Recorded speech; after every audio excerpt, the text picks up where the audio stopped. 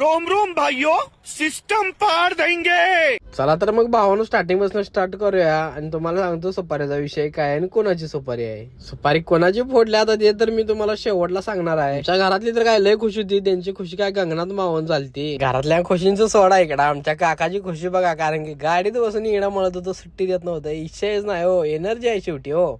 असू दे म्हणलं, आता काकाने एनर्जी लावली, आता काका काय आमचं ऐकत नाही कोणाला. तेवढ्यातच आम्ही पाहुण्यांच्या दारात आम्ही सगळेजण पोहोचलो होतो बघा.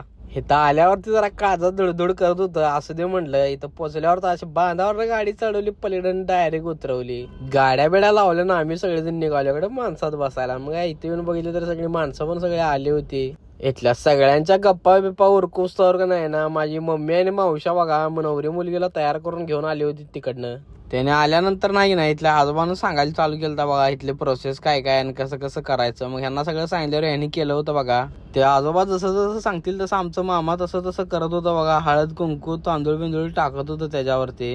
नंतर नाही सुपारी फोडायचा विषय आलता बघा. आता तुम्हाला एकच कोड पडला असेल की बाबा तो अजून सांगितलं नाही की सुपारी कोणाची फोडायची. टेन्शन घेऊ नका हो, व्हिडिओच्या शेवटला तर सांगणारच आहे मी सुपारी कोणाची फोडायला लागलेलो आम्ही. फायनली भावाने एकदाशी सुपारी फुटली, त्यामुळे आता काय विषयच नाही. मी म्हणलं आता जरा स्वतःकडे बघून घेऊया. आणि इथंही नाही बोराचे बाग होते बघा, आणि या बोराच्या बागेत मी पण बारक्या पोरासारखं बोरं खाऊन घेतलो. आणि परत नाही मानपान जो काय काय असतोय नाही ते सगळं करून घेतलं बघा. आता भावानं राहिला विषय म्हणजे तो म्हणजे सुपारी कोणाची फोडली होती ते सांगायचा. तर भावानं ते तर काय मी आता लगेच सांगणार नाही, कारण की नजर लागते हो म्हणताना. टेन्शन नका घेऊ, ती व्यक्ती तुम्हाला नेक्स्ट ब्लॉग मध्ये दिसणारच आहे.